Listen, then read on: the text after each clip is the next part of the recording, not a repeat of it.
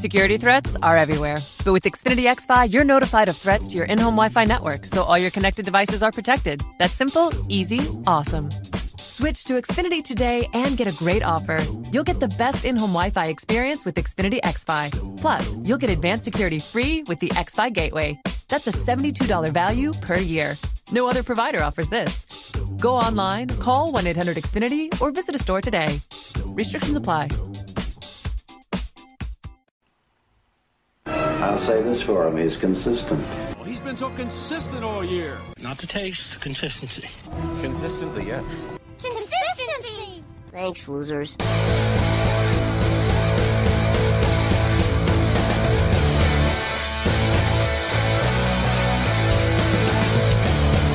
And welcome back to another episode of the Fantasy Football Consistency Show. I am your host, Bob Long for Big Guy Fantasy Sports, here to talk about consistency for running backs and give away our annual consistency awards. And it wouldn't be an award show. Actually, it wouldn't be a show at all if it wasn't for my friend here, Ron Rigney, co-hosting, as always, with me. Ron, what's happening down south in Florida? I appreciate that. That's big pressure to come through on some entertaining and insightful podcasting. I'll try my best not to screw this up. As one of my buddies, we had to pick quotes for our senior year of track, and I'll do what he did in his quote. I will try hard to suck less. Nice. It's all come through. But yeah, no, we got a nice South Florida night here. You know, I'm out on the podcast patio, as I like to call it here, and it's probably about I always forget degrees. you do that on the patio. Yeah, man. Yeah, I don't know if I ever get to that point. First off, everything's upstairs in my computer. I probably could pull it off. Maybe we'll try at some point. But it was like 50, almost 50 here today, so it was nice. Quite pleasant. It's been such a mild winter. I know your family lives in Indiana. I'm sure they've been going the same thing, and yeah, it's just been amazing. I mean, so little snow, so little cold. The other day it hit like 17, and everybody was just like dying, and I'm like, people, come on, this is yes, I know it's been the lowest temperature in like 2 months, but come on. 17 in Ohio is probably the average normally, and we've been hitting, 30s and 40s almost every day. So, but it did. It was amazing how cold it really did feel when you're spoiled like that with fairly warm weather all winter. But what we're here to talk about is fantasy football consistency, and as we mentioned, we were with Big Guy Fantasy Sports. We also part of the Full-Time Fantasy Podcast Network, and we're proud to be members of that as well. And the big announcement a couple weeks ago was, if you guys did not hear this, we have added fantasy baseball consistency to the site. So if you or your friends or anybody you know that are in head-to-head points leagues where you're playing week-to-week, head-to-head, it's important to get that same consistency out of your baseball players as you do your football players. So you want to make sure you check out the site. There is no pay on this. There's no paywall. Everything is free. We want to share this great knowledge with everybody so that you can get used to it, kind of like you are for football. Now you can get used to it for your baseball head-to-head leagues as well, so make sure you go check that out. Ron's got some articles, got some really good new writers on the site. In a couple weeks, Nate Miller, one of our former big guys here, is coming back to the site to help reestablish a podcast as well, and it'll be the Fantasy Baseball Consistency Show, so that we can talk about fantasy baseball, and Ron and all the guys will, with the baseball side, will be there to help you pick the right guys in your fantasy drafts coming up, in your head-to-head leagues, and we'll be with you all season long, updating you on consistent players, up-and-coming players that can help you consistency-wise during the season, as, of course, we've always done for you for football for so many years. So tonight, Ron, we're giving away the consistency awards for the running backs. We did the quarterbacks a couple of weeks ago. And, there's going to be some names that people are going to go, yep, that's a no-brainer there. We understand that. But there may be some to surprise some people. So we always start out, we like to end on a good note, so we always start out at a bad note. At least it's bad if you're the player that wins this award, and that award is the worst value of the year. And this award goes to the running back that had the highest ADP at the beginning of the season and then ended the year with the worst combination of total fantasy points and consistency, thus basically making him the worst value at running back. Now, there are obviously going to be some really bad values, but these are guys that you were counting on. You were hoping that you could have solid performance, and they just let you down. So, Ron, I'll let you start off with the first nominee, and then I will say who the winner is. So, as we do with these awards every time, and as I always sprinkle in here, is some of these guys, I nominate them for some of these negative awards just because I'm still butthurt from drafting them in the season that they had for me. Yes. So the guy that I'm going with as my nominee is going to be James Conner. And James Conner's a guy that I had in a couple leagues, had him as my RB1 in a couple, had him as my RB2 in a couple, expected really big things out of him. I thought he was a nice fit with Pittsburgh and with what they do. And the wheels kind of fell off that thing, with Big Ben getting hurt. And I know James Conner was nicked up a little bit, but just didn't produce, the way that we needed him to. And as I scroll down here, I'm trying to find our guy, James Conner here. Yeah. And it's not a good sign if I got to scroll that far down. Yeah, 34th in total points, 60% consistent, 6 out of 10. So he only played 10 games for you there. Was only consistent in 6 of them. And like I said, I hate to pick on guys that had part of the year he chalked it up to injury, but still when he was in there, only 464 yards and 4 touchdowns, 4 yards a carry. So James Conner is definitely the guy. And when you roll all that up with the ADP that he had, he was one of the top 10 guys coming off the board. I believe he was fifth. Yeah, the 5th running back coming off the board. 6th player overall when you average him out. So James Conner, I'm looking at you all day for this one. Yeah, I think there's a lot of butthurt out there for the guys that got James Conner, and like you said, the sad part is his consistency wasn't terrible. It just was not good for a guy that was being drafted that high. I mean, he's still ranked in the top 24, so you could say, well, he could be a good RB2 next year, and I still think that's a good possibility. But the guy that wins this award, and here's the sad part, is how bad do you have to be, or how good do you make people believe you are, I guess should be the phrase, and then still let them down, not once, but 2 years in a row. And the winner for this is David Johnson. Now, he missed most of the season in 2017 due to injuries. And we're like, okay, fine. Then his ADP was in the top 4. Much was expected in 2018. Doesn't deliver. Has kind of a James Conner year. 60%. But he was, a number 1 pick. He heads into 2019. He wasn't ranked as high as he was the year before. But he was ranked at first-round level, but he wasn't even close. His ADP was RB5. He ended the year ranked 38th in total points, and that was in 13 games. So he played in 3 more games more than James Conner and still didn't score as many points. That's not good.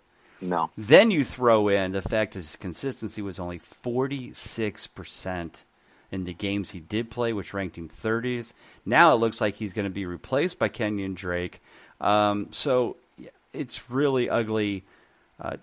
David Johnson's kind of that guy, I think, that for everybody's going to just be like, I'm done with him. It's just not going to happen. Now, maybe if he goes and gets traded to play for Bruce Arians in Tampa, there will be a light shining that could give you a glimmer of hope that, like, okay, maybe. But I guess let me put this back to you, Ron. Let's say, where does David Johnson have to play as a starter in 2020 for you to at least draft him, I'll say first as a RB1. That may not even be a possibility, though. But at least as an RB2. I don't know if I'm going to be drafting him as an RB1 anywhere. As I look down the list, I mean, you mentioned Tampa. That's a great landing spot for him. Yeah, as I'm scrolling down here, I think that'd probably have to be the place that I have to see him go. I mean, there's the only other one that I thought about was maybe, depending on what happens with Devontae Freeman, maybe if he would end up in Atlanta, possibly, it could be the lead dog there. But the simple answer is it's just got to be a situation where he's going to get the amount of touches. But see, I didn't watch Arizona play a whole lot the last couple of seasons, so I don't know if you chalk a lot of this up to, is he just kind of breaking down before our eyes, or is it more of, just like Kenny Drake coming in there? I don't know if it's a combination of all the above, but it's just got to be a place where he can get, at least the lion's share of the carries. But I think I'm with you. I think Tampa is going to be an excellent place for him to land.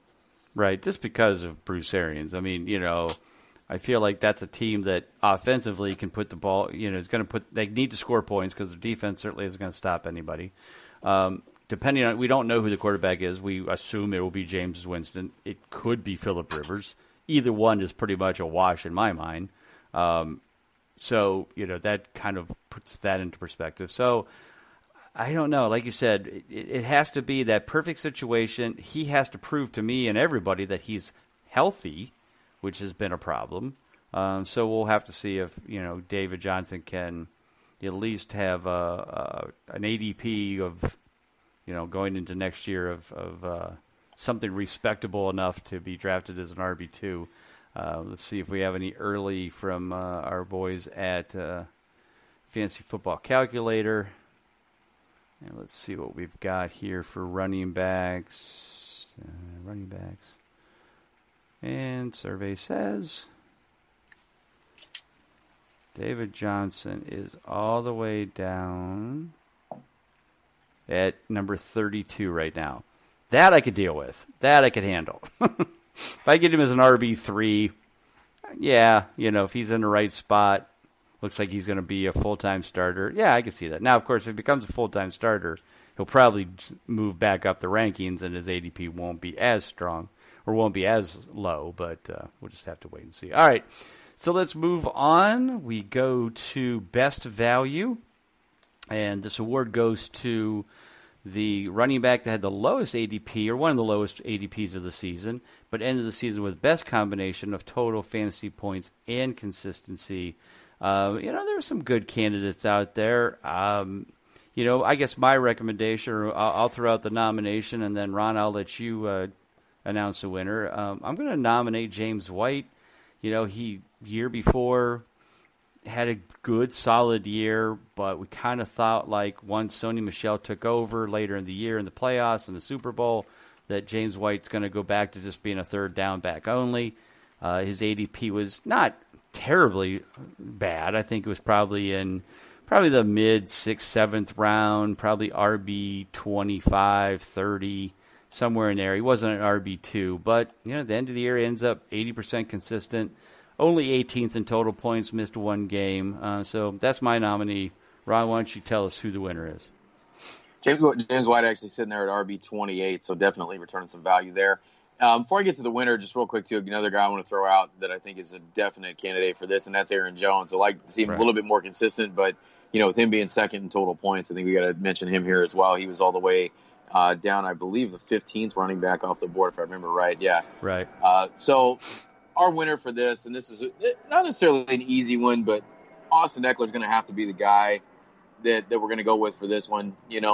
Melvin Gordon with the holdout, Austin Eckler stepping in. And I think, too, you saw Melvin Gordon not get the contract he wanted. You saw the Chargers not blink on that stance, and I think the reason for that, obviously, is because they know they have Austin Eckler. And it's going to be interesting to see what happens in the offseason because I believe both of those guys are free agents, and I think what you see happen is, obviously, with the way things fell apart with Melvin Gordon, I think he walks. Austin Eckler becomes the guy there, and he becomes the starter. Starts the year with 5 straight clutch games. And ends up with being ranked 5th in consistency and 88% clutch overall. So he's got to be the guy, where you were getting him as far as with ADP, and he's another guy I got to scroll down the list here to find. He's quite a bit further down. 27th running back off the board overall, so right there with James White. So think about that. You're drafting him in the same neighborhood as James White, and you got the production at Eckler that you got. Pretty awesome value there. Yeah, I'm sure if you had drafted Eckler and James White as your RBs1 and RB2, you probably would have been laughed at, but you probably would have got them late enough that you were probably so stacked at quarterbacks and running backs or wide receivers, you probably would have had a pretty good year with those two going at 80% and 88% respectively, both very nice seasons. But as you said, now we'll go into 2020, James White, New England. Are they going to have Tom Brady? They're not going to have Tom Brady. My thought is if they don't have Tom Brady, it might be just as good for James White because whoever that quarterback's going to be is going to need somebody that they can rely on out of the backfield, and James White was always that guy for Tom. So we'll have to wait and see if that's what they go with. Because Sony Michel certainly didn't hold up his end of the bargain of being the guy, the every down back, not every down back, but the solid one, first, second down back that was really going to grind and be a solid player there. But, as we've said many times before, New England doesn't play that game. Homie doesn't play that. It's whatever the game script is for that day, and it could be all James White or it could be no James White. So, and some in between. So that's always a tough call. So, all right, let's move forward. We go to the Rookie of the Year. Not a lot of rookies here to choose from. So, Ron, I think we'll bypass, unless you got a rookie that you feel like, well, Montgomery was a rookie, right? Yeah. So we got David Montgomery as one of the potential guys here that we could nominate. Obviously, if it was built on hype alone, David Montgomery would have been the hands-down winner, especially if you were talking to Brad Evans, because obviously there was a man crush that Brad just could not have contained himself. But our winner is Josh Jacobs, and probably no question there. But let's be honest, Jacobs was not a Saquon Barkley. He did earn over the coveted 60% clutch rate, which we know is very difficult for rookies to get.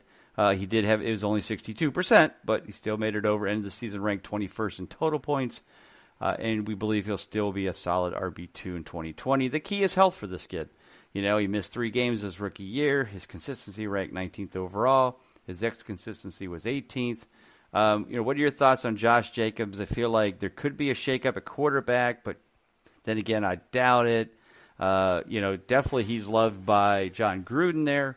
The key is health. And so if he can stay healthy, right now his current ADP, at least on Fantasy Calculator, is he's the 8th running back off the board. But middle of round 2.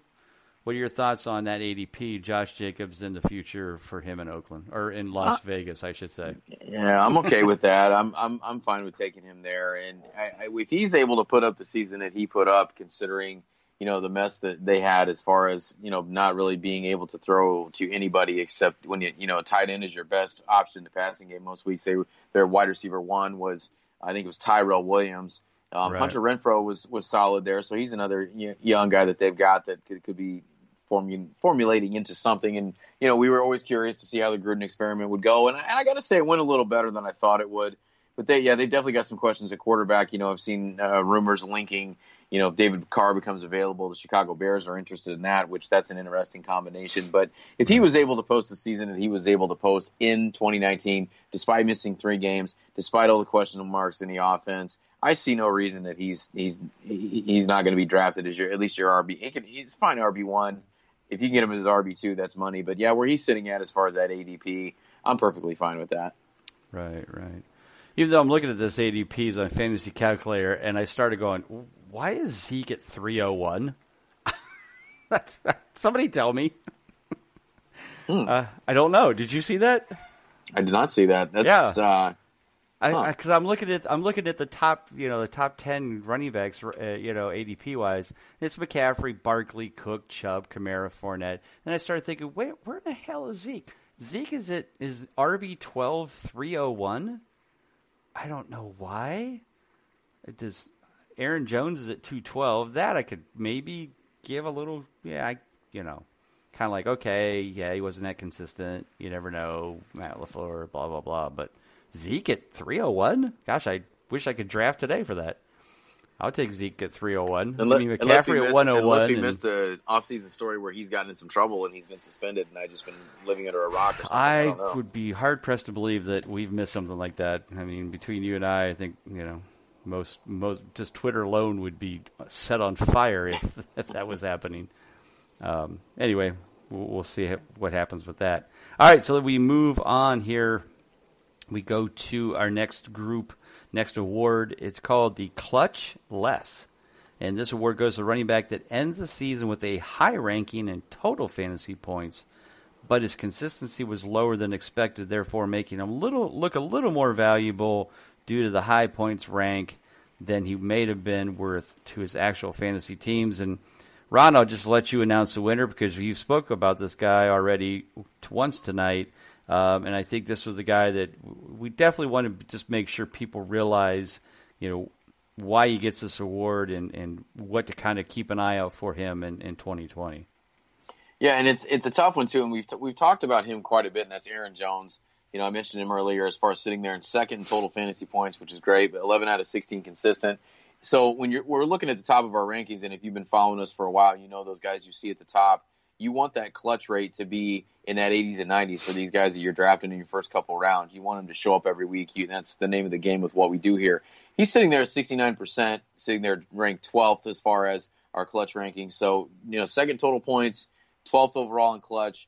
A little bit of a discrepancy there. His ex-con's only sitting at 13.6, so not a lot of expected points per game there. And we talked about him as the season went on. A lot of his production came from touchdowns. He had 12 or 16 touchdowns on the ground. And, had 1,084 yards, 4.6 per carry. So not a bad average per carry, but a lot of that was really, really weighted by those touchdowns. And a lot of it became, if he didn't put up a touchdown or multiple touchdowns in a week, you didn't get the points that you wanted from him, and you had 3 on for receiving. So he had a total of 19 scores, and that was what a huge part of those points were. So I would just say be very, very cautious because, the guy that I think about when we talk about tight ends from last year and the year before is Eric Ebron. Eric Ebron had, I think, 14, 15, 16 touchdowns, and that carried basically his numbers, carried him to a high clutch ranking, carried him up those ADP ranks for the following season in 2020, and you didn't really hear from him, and he's done as a Colt, and who knows where he'll end up. So just kind of be wary of guys like that when you're drafting.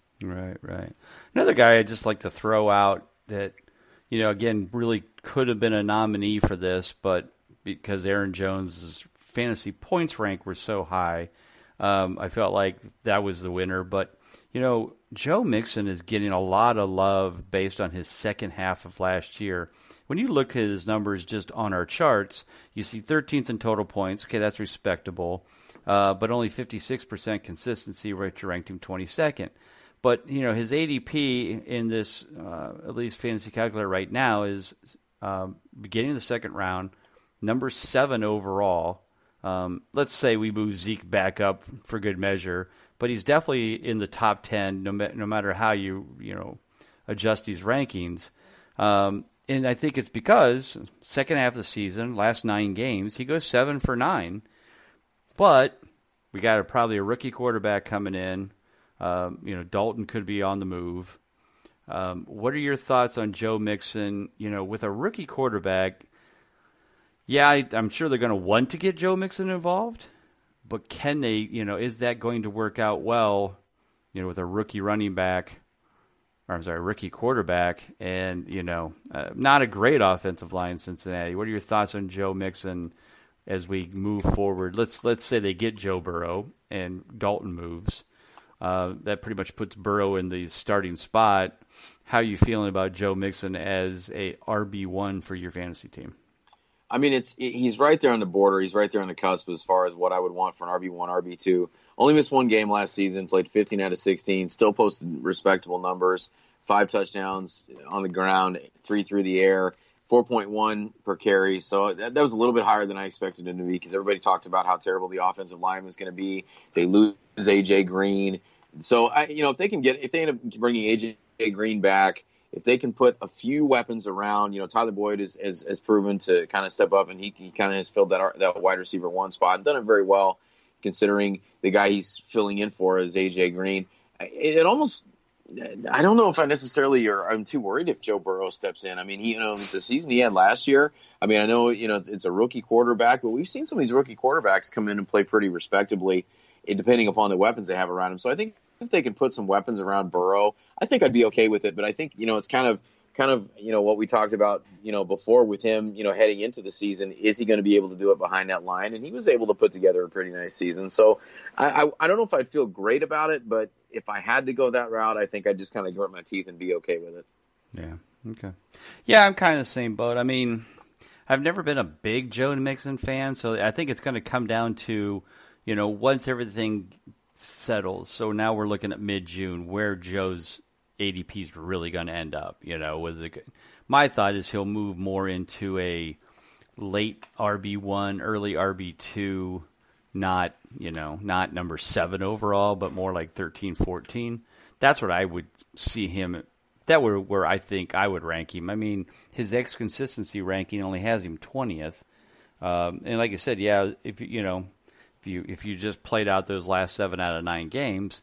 But the reason they did that was just they wanted to run the crap out of him. And we talked about multiple times that one game, I think it was, I forget, week 10, week 12, and they lost by 30 points or something like that to Baltimore, and yet they gave Joe Mixon 30 carries, and he rushed for like 120 yards and 2 touchdowns. But they lost 49-20 or something. It's like there's no logic to that other than they were just trying to run him ragged. I don't understand, never did understand why they were doing that, but that's the kind of stuff that kind of scares me. It's like, yeah, the numbers show one thing, but the rationale didn't make sense, for those game scripts. So we'll just have to kind of wait and see how that plays out, what happens with the draft. I've been chuckling at the fact that Joe Burrow is not making a decision of where he's going to go, and they think he's going to, go all Eli Manning on the Bengals and force them to trade him. And I'm like, oh my gosh, I just love when these people make up these stories to, just to get some information. So I assume you've seen that, right? Yeah, and it makes me wonder where it comes from, number one. But it just at this point in time in the off season, I think it's just to get clicks, to get shares, to get likes, right? Just to draw something out of nothing.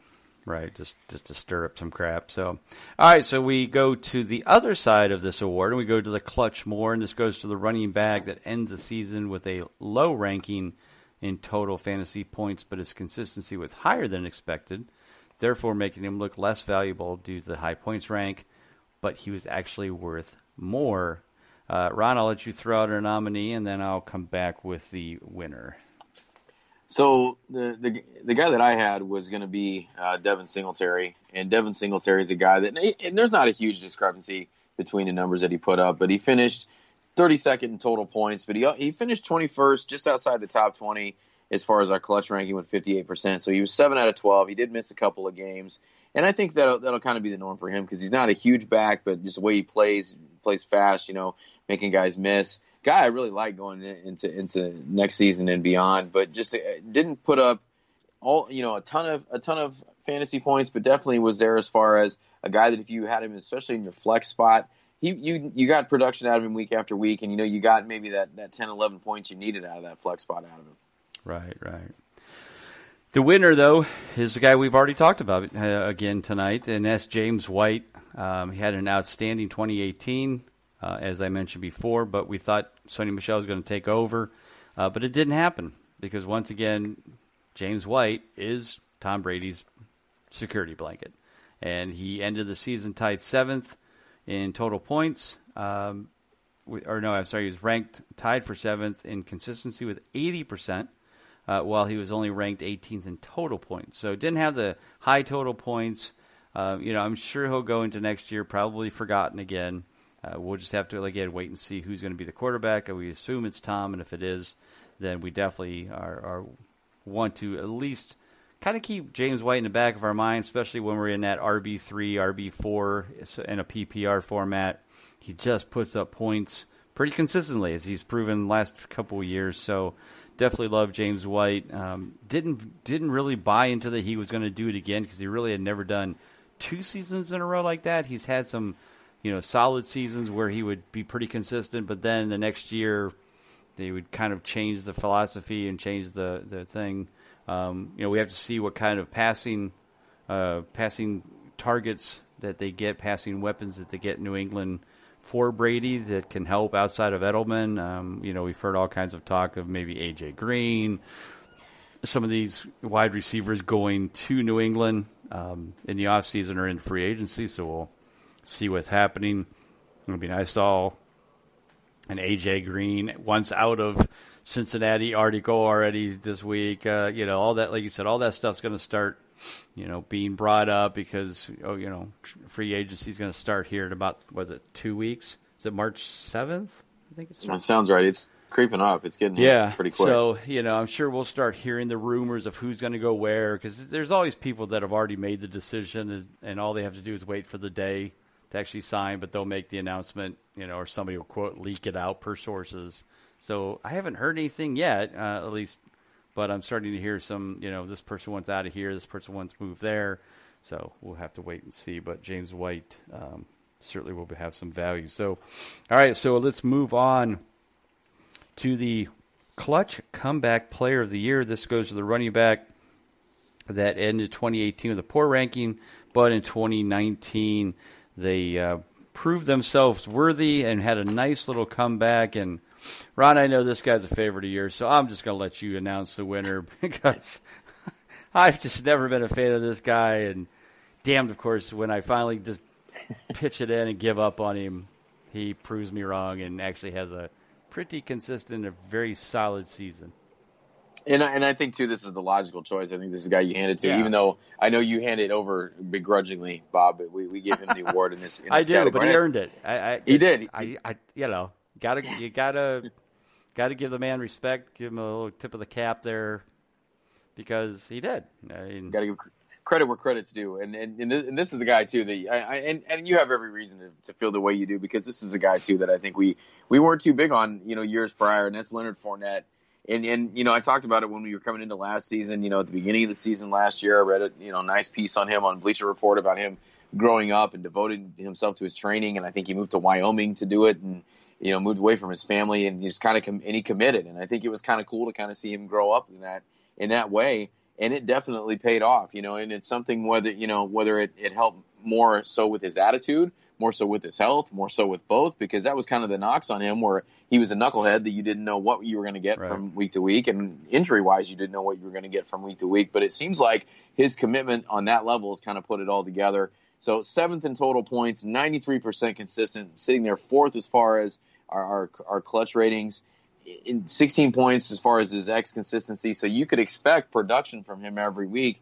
And I think it kind of went along, too, with what we talked about with Joe Mixon. There wasn't a lot to do with that pass offense. You had DJ Chark, and you had some guys that would show out here and there, when Uncle Rico was at quarterback, and then Uncle Rico started to struggle a little bit, and Foles got back in there. So it was the passing game was kind of all over the place, but Leonard Fournette became that one consistent, and he became that guy that we wanted him to be in fantasy. So we finally kind of see him putting it all together, and I hope he can continue to do that, because you like to see these guys grow up and become professionals, and I think maybe we're kind of seeing that happen.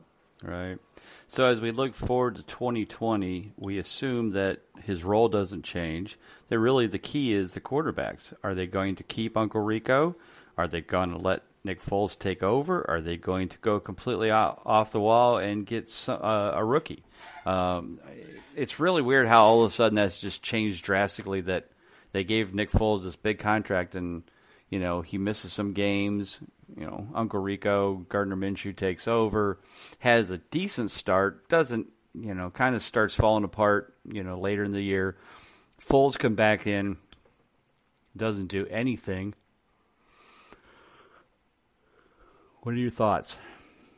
I mean, Nick Foles is a guy, too, that it's almost criminal how much money he's stealing from all these different franchises that he's signing with. I mean, yet again last year. And once again, kind of what I referenced earlier with James Conner, you hate to pick on a guy that had an injury coming out of the gate and never got right about it, and I don't think he was ever right coming off the injury. So I want to see him have a full off season and, come into the season healthy and not get hurt. I believe he got hurt week 1 or week 2, if I remember right. It was very, very early on. Yeah. So it's almost like we haven't really seen enough out of him in that setting, in that offense with those guys around him to really make a judgment on whether or not he's going to be successful. So, I mean, I guess on the negative side, if Fournette yet again could post those numbers in that type of pass offense, maybe anything that they can get on top of that is only going to be just bonus for him, and maybe it'll open up some lanes for him, and he can do a little bit more this season.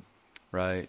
I mean, based on his consistency, based on his points, he was ranked, as we said, 5th overall. Right now, his ADP he's at basically, RB6, so he's right where we expect him to be. Oh, excuse me. He's boring me to death. But Fournette, like I said, it's just I think it's got to be, we'll see what the quarterback situation is.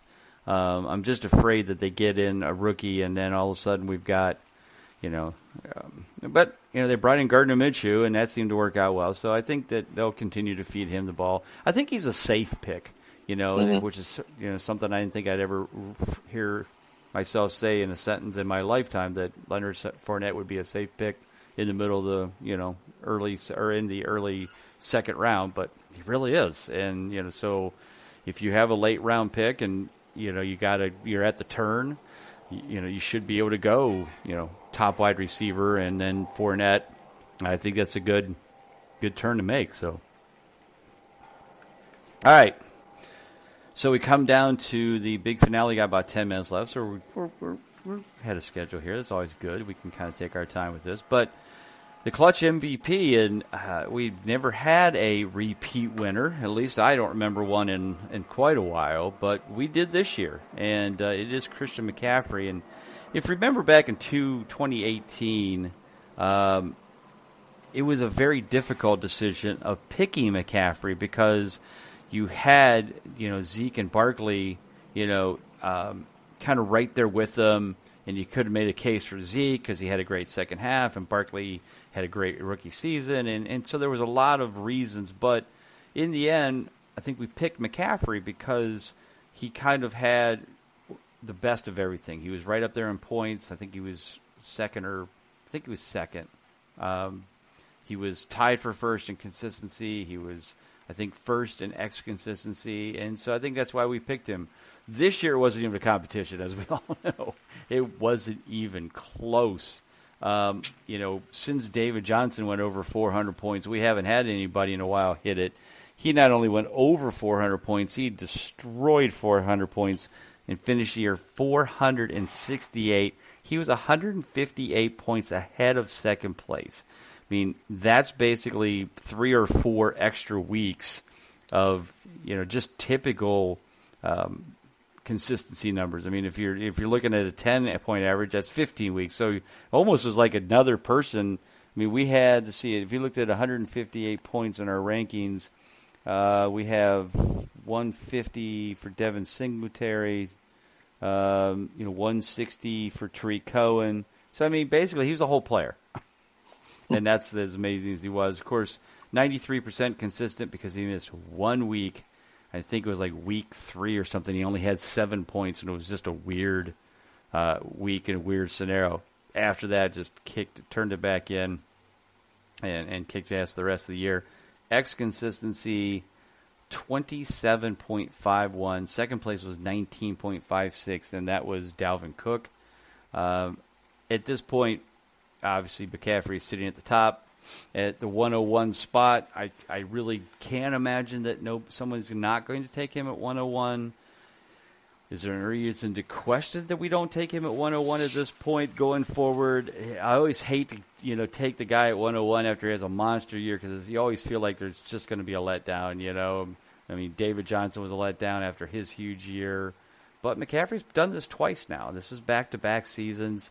Not much is going to change in Carolina. Yeah, they have some coaching changes, et cetera, but the guys have to be smart enough to know that McCaffrey needs to get the ball more often, and and even if he just kicks it back 10-20%, he's still number one. So what are your thoughts? First off, I'm picking McCaffrey, which I can't imagine you argue much with that, but your thoughts on Christian McCaffrey this year, next year, going forward? Well, even if he were to, like you said, take his foot off the gas and you subtract 150 points, he's still going to be number one. And you said he's an extra player, so you're gonna, if he comes down to earth a little bit, he's still going to be at the top of our rankings. So that kind of tells you the season that he had. The only time I think you're not going to see him come off the board at 1-1 is if you're in one of those weird home leagues where the Patriots fan gets the first overall pick and they draft Tom Brady number 1 or something. Or you're in a 2-quarterback super league or whatever where Lamar Jackson could go first. Yeah. That's a good point. It does depend on the format, but if you're talking just your standard single quarterback format, you're not taking anybody else at that top spot. It doesn't matter if it's PPR, non-PPR, whatever it is. He's the guy, clear cut. Like you said, his numbers just dwarf everybody else's. When you look at him on this chart that we have in front of us, it's not even close. It's amazing how he just towers over everybody. Yeah, I mean, like you said, when you're 158 points ahead of second place, I mean, that's just absurd. That you just could put up and week after week, being that high is just it's an amazing year. But that's what scares me. Patrick Mahomes had that year last year, came back to earth. Injuries knocked him out for a few games. Lamar Jackson had a very good year this year. was very high ahead of most of the other quarterbacks. Michael Thomas was way ahead of the wide receivers. Kelsey's way ahead pretty much now of the tight ends. So all of them are super high values. Are they worth it? I mean, yeah, if you're sitting at 101, you're going to pick him, And it's not like last year where if you're at number 3, you might get lucky that somebody else will take Zeke or Barkley ahead of him. That's not going to happen this year. If you're not 101, you're not getting McCaffrey, plain and simple. Now, if you're in an auction, you're going to have to spend a lot more money. It'll be interesting to see the auction league, especially when we do our Kings Classic, where McCaffrey will go as compared to Barkley, Cook, Chubb, Zeke, those kind of players. So, as always, probably everybody's going to have to overpay. And it certainly could be worth it, and certainly is a guy that if he can do it 2 years in a row makes me feel better about it. I definitely more on that than I might be, but if I can get Barkley for $10 cheaper, if McCaffrey's going for, 55 and I can get Barkley for 45, I might take Barkley just so I can save the $10 and spend it somewhere else. But then again, that $10 may be worth it if he blows everybody out of the water by 150 points. I just hard to fathom that could happen again. So we'll just have to wait and see, especially with the whole new coaching. They're probably going to get a new quarterback there. Maybe Cam is back, maybe not. We don't know about Kyle Allen. So again, there's a lot of shakeups there. But if he can be that successful with Kyle Allen in place, anybody can quarterback, and McCaffrey's going to be successful because you just throw it to him out of the backfield. So, all right. So, any other final thoughts on our running back awards? Anybody out there that you just want to kind of bring up? We got about 3 minutes left that like we didn't talk about, but we should recognize that maybe did a little bit better than we thought they would. Well, the one guy that I want to throw out and not that I would give him the MVP over McCaffrey because McCaffrey's a clear-cut winner, but a guy that I wanted just to mention based upon his ADP and what he provided for you was Derrick Henry. And Derrick Henry sitting there 5th in total points, just shade under 300, just a little bit behind Austin Eckler. Sitting there 80% consistent, 12 out of 15 games. He got a clutch rating. But the main thing that made me want to bring him up is his ADP, and I was kind of shocked to see where his ADP was not heading into now, because he's obviously going to shoot up the boards. He's going to be pretty high now, but going into 2019, you had to scroll pretty far down to find Derrick Henry. He's a 19th running back off the board, and when you're looking for him, you're seeing guys come off the board above him. Like Damian Williams was coming off quite a bit before him. Devontae Freeman was coming off the board before him. He's down around there with Marlon Mack, who being a Colt, love me some Marlon Mack, but Sony Michel's there. Philip Lindsay's in that range, and you're getting a guy like Derrick Henry that was probably a league winner for a lot of people. And it's kind of scary too when you think about, with his ADP, if everything would have fallen into place, if you would have had a high pick, you could have ended up with McCaffrey, you could have ended up with Derrick Henry, you could have ended up with Lamar Jackson as your two running backs and your quarterback right there, which is kind of scary. Right. So he's the only other guy I want to really throw out as far as what he did, where you were able to get him for that ADP of the 19th running back off the board. The only thing I think where people may argue with you is whether or not they want a title with him, because weeks 15 and 16 he did not earn a clutch game. Because where he did a lot of damage was in the real playoffs, and everybody remembers that. He had a great season, no question, but week 15 and week 16, he was actually one of the few, outside of Dalvin Cook, mostly because I think he was injured, did not help their fantasy teams with a clutch game during those weeks. So that's the only thing that kind of like, I'm in it, and I think that, I like the coaching staff there. I like Tannehill as the quarterback there. I think, they get everybody signed and moving forward. I think it's a good value. The ADP and Fantasy Calculator has him at 209, 10th overall. I'd be happy to get him in the late second round, especially if in the first round, I'm drafting Barkley or Cook or Chubb or Kamara or somebody like that as my, one of my early as my early back, and then take Henry as my second back. I feel a lot better about. But my thought is that he'll move into the first round and be more of a, one of the first 6 or 7 off the board, especially once everything settles and he gets signed, gets his contract and Tannehill gets signed and everybody gets kind of in check. So, all right, with 40 seconds, I knew we were going to ramble on something, but that's good. I like good thoughts on them. Tell real quick, 30 seconds, where you're at, where they can find you, man. And Nasty Cast podcast, Fantrax Dynasty Baseball podcast, of course, the Consistency Baseball stuff at BigGuyFantasySports.com, at The Real My Day on Twitter. Damn, that was good. As always, you can find me at Big Guy Fantasy Sports, at Bob_Lung. Don't forget to check out the super cool new fantasy baseball consistency stuff on the site. New articles coming out. Your undervalued players.